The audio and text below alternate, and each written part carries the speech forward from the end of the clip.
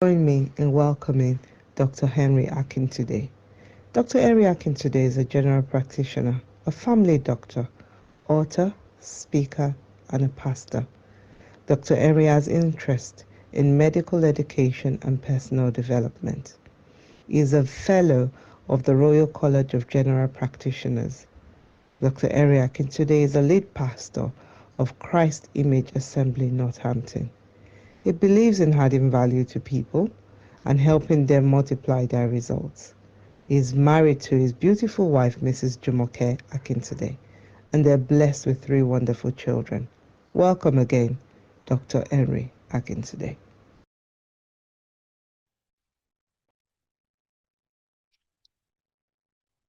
Good afternoon, ladies and gentlemen. Thank you for that warm introduction and thank you for having me here today. It's such a great privilege to be here. And thank you to Wise Investment House Foundation for inviting me again. It's always a pleasure to be here and an honor to be part of the speaking team today. That was a very, very powerful session by Pastor Dukoya. God bless you, real good. And I look forward to listening to Mrs. Alaka's session also. I'm just going to share my slides now. As has been introduced, I'm talking on professional mentorship and strategic network, how we can build authentic relationships for career growth. And I think this is a very important topic. Like Dr. Mobola said in the introduction, developing of skills and that ongoing development is critical. The other bit is about the networking and mentorship. That is also critical, and that's what I'm just going to do to build up on the session we've had so far. Just so that we are a bit clear, there are different types of professional relationships, and mentorship is just one of them.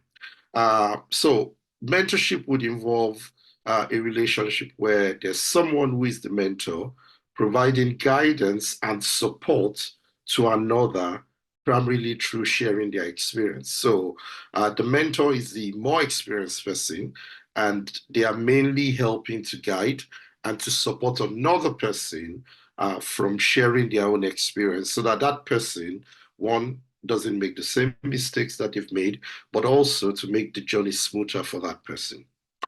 There's also what's called sponsorship. A sponsor, on the other hand, is a senior leader in an organization that is actively vested in the success of that junior employee.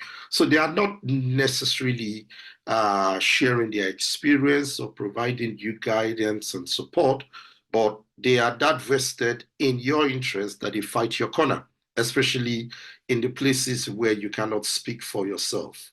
And that's also critical. So it's another type of professional relationship to be aware of and that I think we should also seek out for.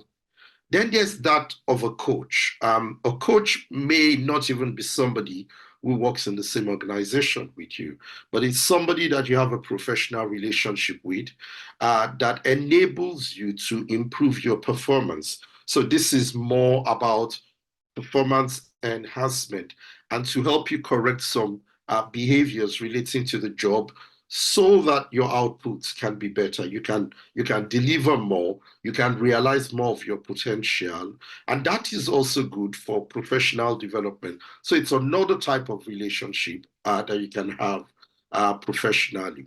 And the last one is that of a trainer or guide, and this is more about skill development. Somebody who teaches another person skills and gives them feedback or appraisals on their areas of developmental needs and competencies. Now, trainers and guides are more relevant in certain pathways of profession than others. So the sort of pathways where you're shadowing and observing someone that's they need to be able to give feedback and you're learning from them. In professions such as my medical profession, nursing profession, they will choose a trainer for you of a necessity. And the trainer has to be the person to sign you off at the end of the day to say, you do have those skills, you have acquired those skills, and you can deliver those skills at a level that is competent and safe, and therefore they are satisfied that you're ready to achieve your certificate of completion of training. So that again is another professional relationship. Now, the reality is that there can be overlaps along the way. Like in many years ago when I was training to become a GP, I had two trainers along the line. And with one of them, we developed a relationship that ended up being more like a mentorship, as it were. So it wasn't all just about teaching me skills, signing me off. We knew each other, learned from their experience. As a matter of fact, it was their experience that guided me to getting my first job where I got it, as it were. I have a mentor right now who is also my sponsor, who is the one that fights my corner in places where I'm not on the table or I do not have a voice. I remember meeting another colleague who I know in another professional setting. And the person saw me and was like, and the person speaks Yoruba, and it was like that, yeah, and literal translation, he was like, what charm, what juju did you give to this your mentor? That everywhere is always talking about you, Henry, Henry, Henry, Henry. I was like, it's not juju, but he's a sponsor. He's that sort of person. In fact, he's spoken so much about me that when people meet me, sometimes they say people that are meeting sort of toply placed people for the first time, they say, oh, you are the Henry Akintunde that this person has been talking about. And I say, I hope you've been hearing nice things. And they say, oh, it's all nice, as it were. So he's a mentor, but he's also a sponsor at the same time. So it's for us to be aware that we can have all these levels of relationship. Now, speaking specifically about mentorship, the importance of mentorship is that in life, you hear things about self-made people. I want you to debunk that idea because they don't exist. There's nobody that is self-made. Everybody requires help from other people, okay? I think to even exist, you required help from other people. So there's no way anybody can be self-made if their own existence even was not self-made. So in career, in business, in any area of life, there's nothing like a self-made person. Every person requires help from other people. And mentorship that we're talking about is one of it. And mentorship and networking are both essential components of your professional development. Mentorship can help provide you guidance. Connections can come from mentorship and networking, and opportunities for career advancement. These sort of opportunities that you might not have been able to create for yourself, as it were. You know, normally they say things like first impressions matter a lot. So many times it's the first time you meet people that you create an impression, and depending on how that goes, you can start building from there. But like examples that I've mentioned now, like sponsorship, when you get to meet these people, you're not starting from ground zero because they've already heard about you. There's already an impression that's been created. And that already means that they've put you on a certain pedestal that would have taken you time to be able to achieve. So mentorship and networking are critical to that. And both of them form a strong foundation for personal and professional growth. They provide you access to the sort of knowledge that you require that you might not find in books or may never find in books because they come from people's experience that have taken them many years to build, provide you access to the sort of resources that you need. So it's critical that we take advantage of those two things, mentorship and networking. Now, specifically about professional mentorship, it's about a relationship in which the more experienced individual provides that guidance, advice, and support to a less experienced individual who is the mentee. So there's guidance, there's advice, there's support. There's not necessarily the teaching or acquisition or development of skill. It's more about these are the issues I'm facing. I need your advice. And they tell you, have you considered doing it this way? How about you do it that way? And they provide you that. Or these are my career goals. How do you suggest that I work the best that you think I can achieve this, and they can give you some tips. And sometimes it's just one advice and it can make all the difference. And often with mentorship, not only the advice, sometimes they may even be able to make the connection that you need, link you up with the person that you need, or signpost you to the right place that you need to go. And there are several benefits that come from that. One is that you can gain, usually your mentor is someone that you have something in common. They are usually someone that is ahead of you, or the sort of person you aspire to become in the future. So usually there's an overlap. You're usually in the same field. So one of the things they can help you do is they can help you gain industry-specific skills and knowledge that is also relevant to that industry. They can provide you networking opportunities. With your mentor, they open you up to their own world too. So the sort of people they relate with, the sort of people they talk with, and all of that, they open you up to their own world. And that can be priceless, because ordinarily there may be people that you would not have met, at least not for now. And then they opening you up to that is massive in itself. Confidence building.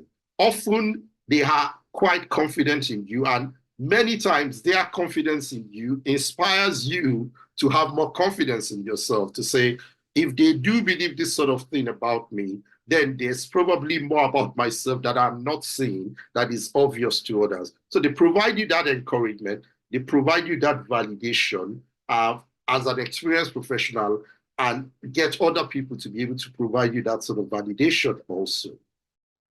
Now, how can you find one and approach one? I think the first thing is to think of why you need a mentor. Okay, in what aspects do you need a mentor, and the sort of person that you need to be a mentor for you, because that's critical. At the end of the day, what is that relationship supposed to achieve? And that is where things like your career go. That's where they become important in terms of what you want to be. And more recently, it's becoming more obvious to me on the reason to be able to articulate very clear career goals. Okay, not very long ago, I had my annual appraisal with my line manager, and it was about, one of it was about career goals. Where do you see yourself and all of that? And I was very clear. I said, I would like in the future to go as far as I can in this organization, okay? In terms of the senior management leadership roles, I would like to be able to, and I was very clear in defining it, okay? And this person is just the very next step above me. And I said that. Obviously, to some people, it may sound like I want your job at some point in time, but that wasn't really the goal. And I think she got it quite clearly. And it so turns out that this person has decided that they don't want to continue in their role. But because of that discussion we had together at that point, I was the first person that came to their mind. And they called for a meeting with me and said, you know, the last time when we met, you told me clearly that you'd like to advance and all of that. I'd just like you to know I'll be resigning soon and all of that. And I think you'll be a very good replacement for me. Now, if I had not made my goals quite clear in that appraisal process, that conversation would not have happened. So think about finding, when you're thinking about finding and approaching a mentor, you need to have that clear goal as to what is it that you really want to achieve from that relationship with them. Look for individuals in your field that have the experience and the insights that you value. So they have the sort of experience that you value. They have the sort of insights that would be very helpful for you to climb up the ladder. You need people like that.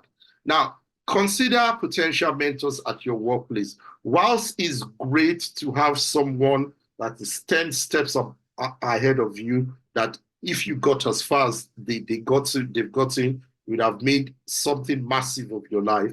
Sometimes a mentor doesn't have to be that far off.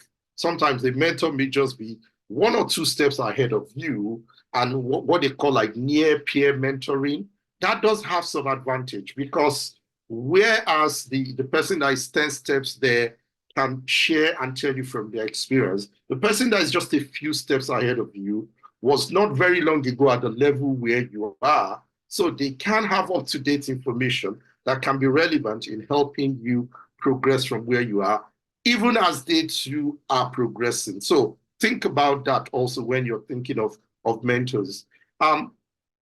Places like industry events are very good places to meet people, conferences, retreats, very, very good places to meet people. Meetings of professional organizations, always a massive place to get to meet people from all across different parts of the nation and sometimes even across the world.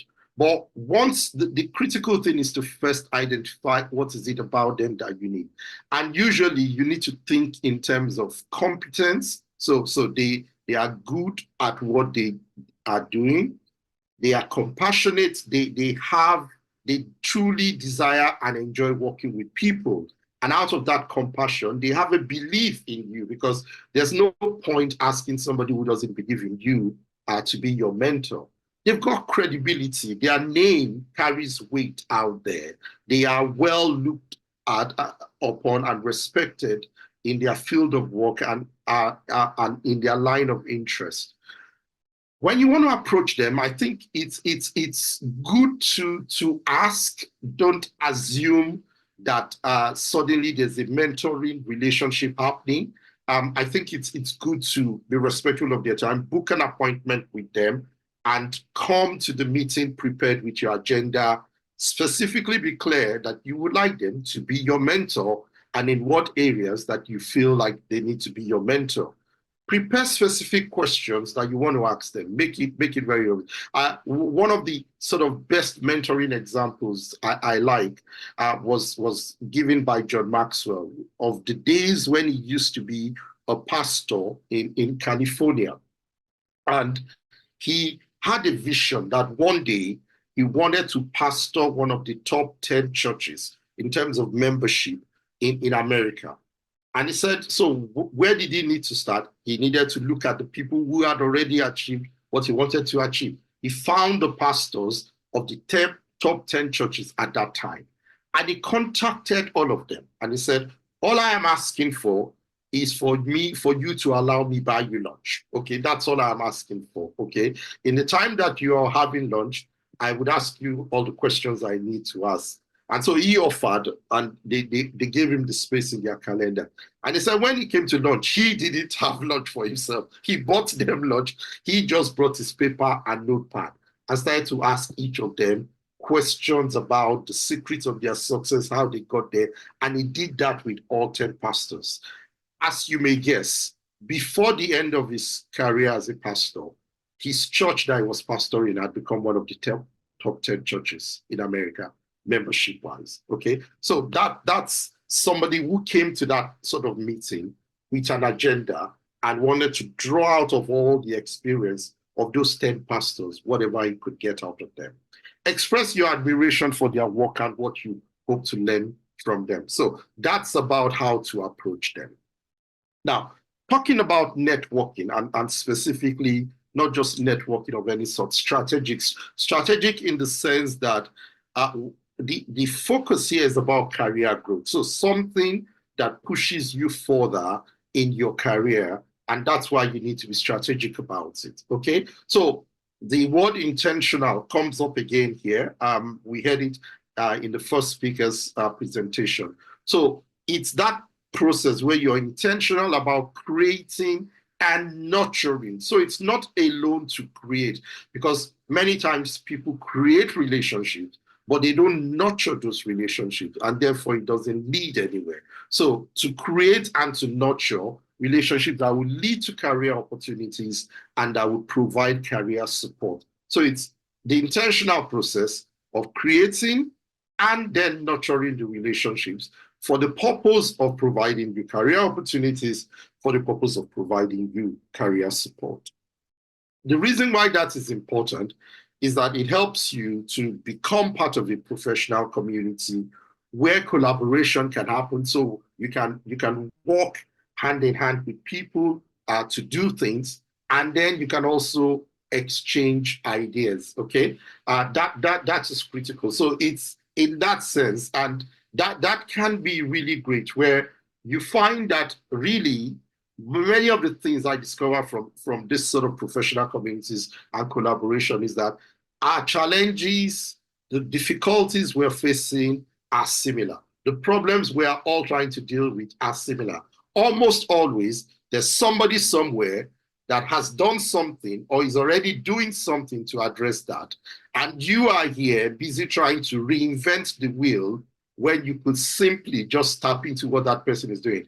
And by way of reciprocity, you would almost always also have something you're already doing or a problem that you have already nailed and you are solving that they need in return. And that only comes from being part of that sort of professional community and being able to exchange ideas. It will also foster a supportive environment for your career development that may lead to referrals, that may lead to other job opportunities. There's always somebody somewhere that recognizes when the time comes that you are the best person for this opportunity. They make that referral for you, even at a time when you were not aware of it. So all of that can come out of networking, and it's a great way to advance our career. So what strategies do we need for that? I think it's so important to attend events, and I mentioned this as somebody who until recently wasn't very good at that. I talking about mindset. Not very long ago, I realized that moving from the bottom of the ladder to the top requires a lot of change in mindset. One of it is being comfortable with not just being the doer. At the bottom of the ladder, your job is execute, execute, execute, execute. And some of us get, like, I was very comfortable at that point where it's just do, do, do. And making that transition from doing to strategizing, you now looking at the big picture and getting other people to be the ones doing was a bit of a hard work. It was a major mind shift in mindset for me.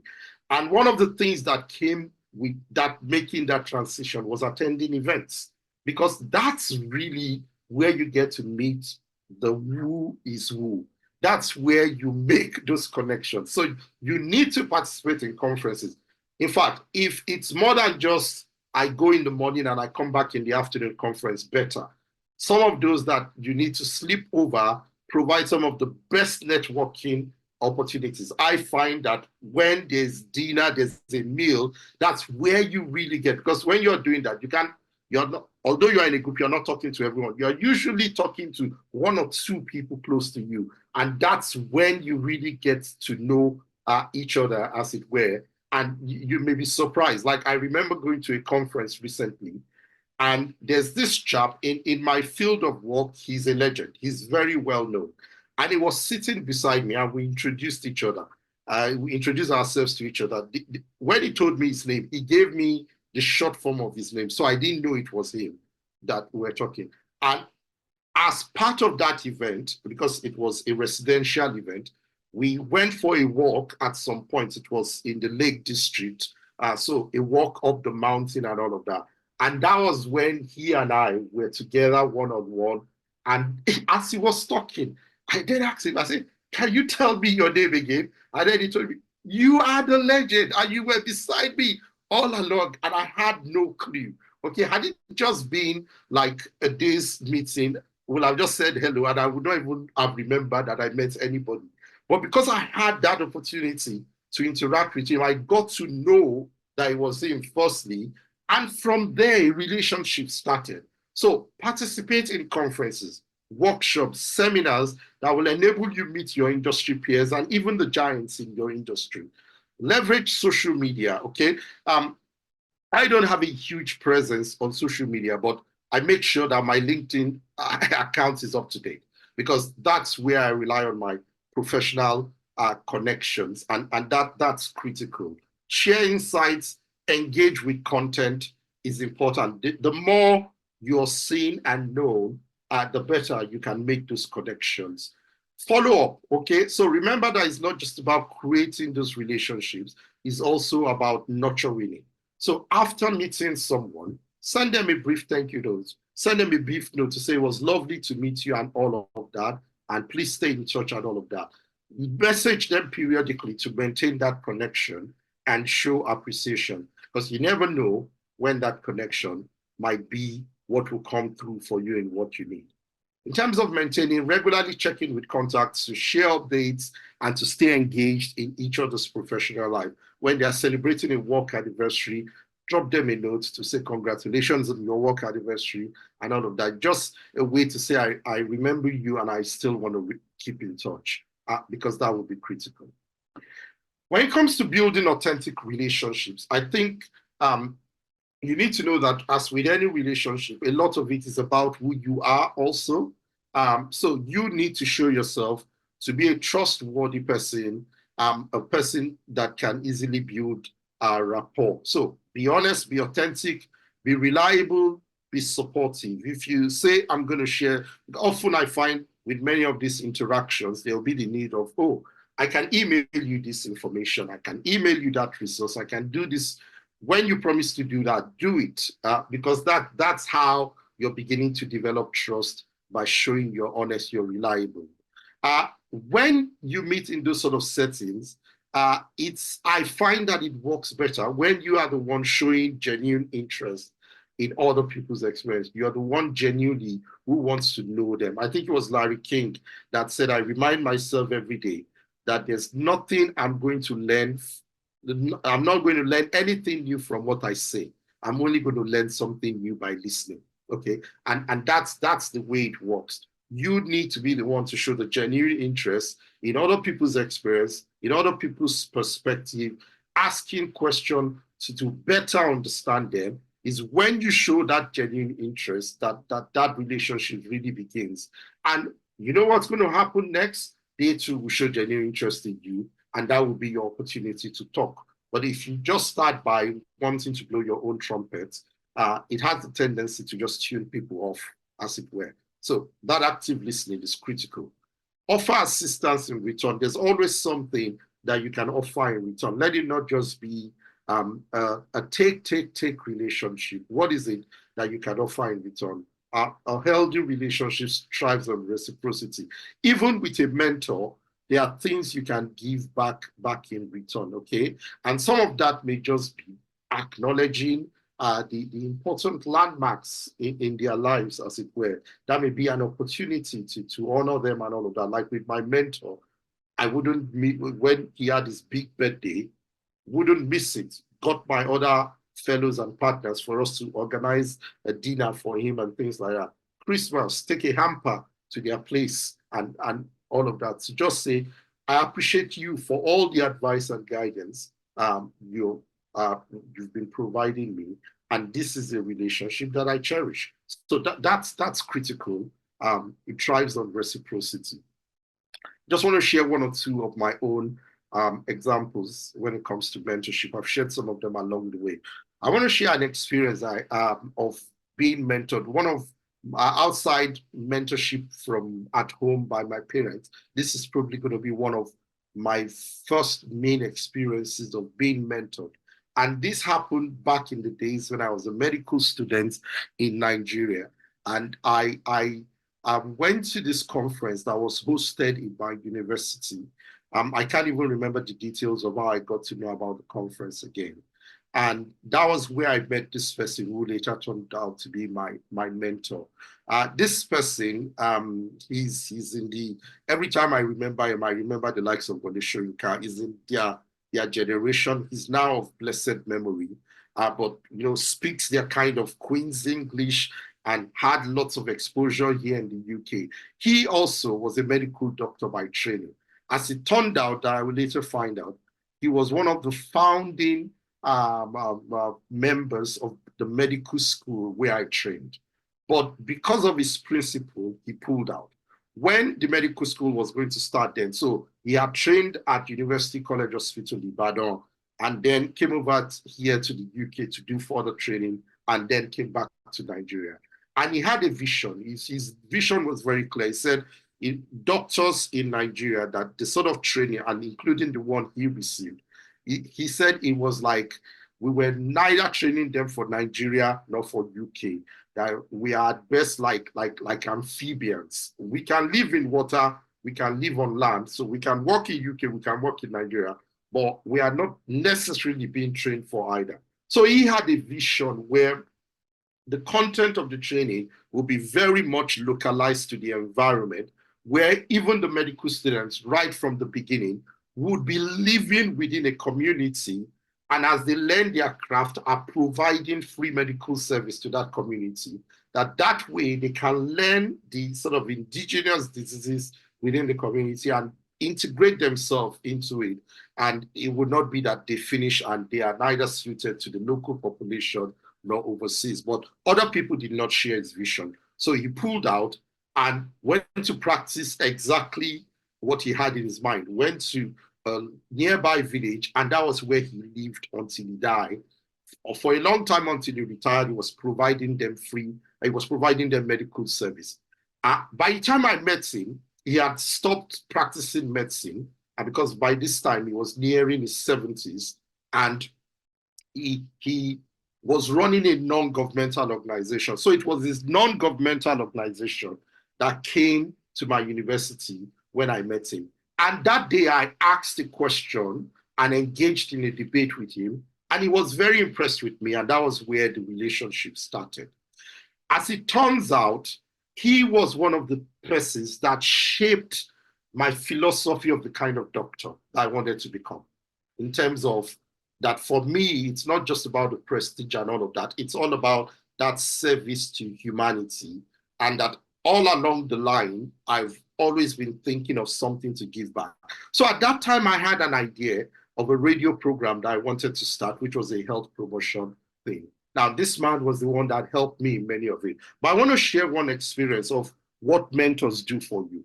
He told me to write a proposal of my radio program. I wrote it and I gave it to him. And my budget, I still remember, for wanting to run that radio program then was about 100,000 naira. Okay, 100,000 naira. This is more than 20 years ago. That was a lot of money then in Nigeria, and at least I felt it was to me. And when I showed him the proposal, he just looked at me and he said in Yoruba, and I'm going to translate, it's like, Henry, Kini Kereo. So Henry, this figure is small. And for me, I was a student, I had not earned a dime, and 100,000, yeah, like it's small. He said, let me give you a copy of the proposal of one of the other persons I'm mentoring. And I think he gave me one or two. And I saw somebody's budget about 2-point-something million. Another person's about 3-point-something million. And he said, look, you see, he said, if your budget is too small, the organizations, because I was trying to approach things like Ford Foundation, MacArthur Foundation, that the organizations you're approaching, they would think your project cannot be serious enough for them to want to fund it, because your budget is so small. And you know what that did for me? It totally shifted my mindset. It was like a mental barrier was broken. And from that day, figures no longer matter to me. If you tell me there's a project that will cost £1 million, this mentality now is it's doable. You know, in Nigeria in those days where I used to think there's not enough money around, and I'm saying that 100,000, so people would think that this is not even serious. When you're serious, come back to us. So that's what a mentor does for you. They break those mental barriers, that they open you to another world that you had not been seeing before. And this same man, he opened me up to different levels of connections. Professors in University of Ibadan that I only heard their name and I never thought I could meet them. Many of them were his friends. And in front of me, he will be making calls to them and be telling me, oh, I need you to meet this young man. He's an impressive young man and all of that. And I will be looking around thinking, who is he talking about? Is it me or somebody else? But that's the kind of world he opened me up to from being my mentor. Today, I remember him fondly, even though he's going to be with the Lord a long while. Another experience is my current mentor. I think 3 years ago, in a time of prayer, God gave me my goals for that year. And I thought, how do I go about it? And I said, let me call my mentor and get his advice. So I arranged a meeting with him and I told him, this is what I want to achieve this year. And he said, actually, unknown to you, I am one of the people, if I am the chair of the committee that would approve this recognition that you're applying for if you apply for it, because they don't make their name public and all of that. And he said, obviously, because I know you, I'm going to have to declare conflict of interest and withdraw myself. But then went ahead to give me advice about what I did. Imagine the chair of the committee that would approve your stuff, now being the one giving you the advice on what you do and all of that. I think at that point, I knew I was going to. And he telling me from that point, he said, no, I think you definitely get it, okay? So with all the work you've done and all of that, I believe that you will get it. He said, but I just need to let you know, I wouldn't be part of that. And I thought, how priceless that is, how priceless for him to be able to give me that sort of advice, not even knowing that he was going to be part of those to make that decision. So key takeaway is that mentorship and networking will lead to tangible career benefits for you. They would help you build authentic relationships that are crucial for your success. So some of us may have some challenges in terms of networking. How do you overcome them? So first, you need to overcome your own anxiety around fears of rejection or fears of being uncomfortable in social situations. You would have a feeler of people who like you, people who fight your corner. So you would already have an idea. Make that contact. Don't be afraid to stay away from it. If you're the sort of person who, like me, was not very comfortable with going for conferences and all of that, I still am not 100% comfortable, but I make myself do it, okay? I make myself do it. So make yourself do it. Sometimes the way to overcome your fear is to face it. Time constraints. Well, if it's important for your career development, you just need to make the time for it. We make time for what is important to us, okay? Practice networking in comfortable settings. So if I'm at a big event, I don't do much networking. But when I am on a dinner table, on a walk with one or two people, I can connect better. So if that's what's comfortable for you, practice that. Set specific attainable networking goals. So for example, meeting one new person per month. Use your online platforms well to connect with professionals at your own pace. In the world of today, online meeting is almost at the same level at meeting some people face to face. So use that to your advantage, okay? The summary of the key points really is that professional mentorship and strategic networking are vital for your career growth, and they help you accelerate very, very quickly through the ladder. You know, it's remarkable what that can do for you. Building authentic relationships will enhance your skill development and open doors for you to new opportunities. As I finish today, I just want to share a video clip with you on that just sort of captures in summary what mentorship does for a person. This is by Jamie Foxx. He tells his experience of when he won the Oscar for the movie where he played Ray Charles. But he will tell you about some people who did the work for him then.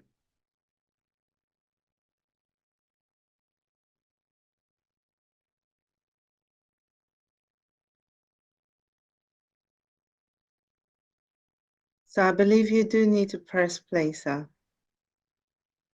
Oh, I did press. Oh, sorry. I would. Not yet. I think Yeah.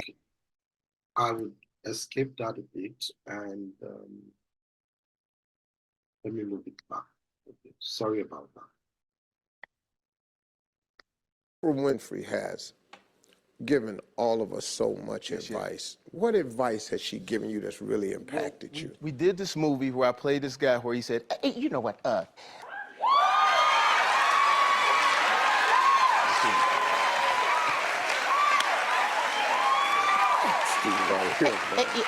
you know what, Steve, I'm just so happy to be here. So I played Ray Charles, and hey, you know what, I'm gonna make it do what it do, baby. And when we played Ray Charles, we didn't know what we were doing in that movie. That was an independent movie. It went on to get nominated for an Oscar. Here was the problem though. When we got nominated for an Oscar, I thought there's no way we win. So I used that as an excuse to throw parties. Let's turn up, right? Yeah. Then I get a call from somebody. Hi, Jamie Foxx. This is Oprah. I'm like, who? Yeah. I'm like, what? What? Who's that? This is Oprah. She says, you're blowing it. I said, what you mean? She says, you got an opportunity to do something great, walk into the history books, and you're blowing it, and I need to help you with it. And I said, well, I'm sorry, what I need to do. So she took me to Quincy Jones's house. Oh. And Quincy came out, hey man, you're doing a great job with Ray, man.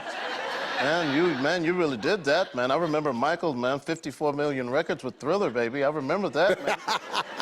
Man, but you have to walk a certain way, Jamie, because you don't want to blow it, man. Everybody's counting on you, man. And I said, thank you. And he takes me into his house, and there was people from the 60s and the 70s that had been actors and actresses, all dressed up to say, walk the right way, do the right thing, because we counting on you, because we never would have thought this would happen. And so Oprah comes up, she says, I wanted to do this for you because you need to understand the significance of things. And a lot of times people don't understand that. She says, now, are you ready to meet the person that you're here for? I said, yeah. And standing over in the corner was Sidney Poitier. Wow. Yeah. Wow. Go up to Sidney Poitier and Sidney Poitier, I mean, you know, I saw you one time. This dude do anybody, man. I saw you.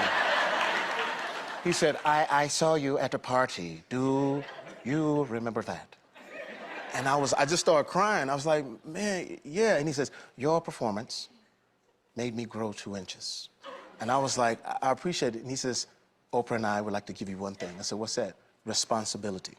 She said, you're responsible for your art, you're responsible for this moment. And so that's the Oprah Winfrey who took that moment to where I could have blew it in the club, and we ended up walking through and making history, and everybody felt it. Wow. Yeah. That's crazy, man. Crazy.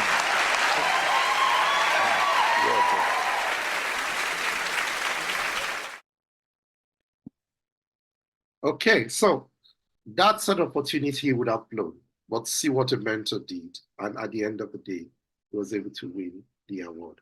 Thank you for listening.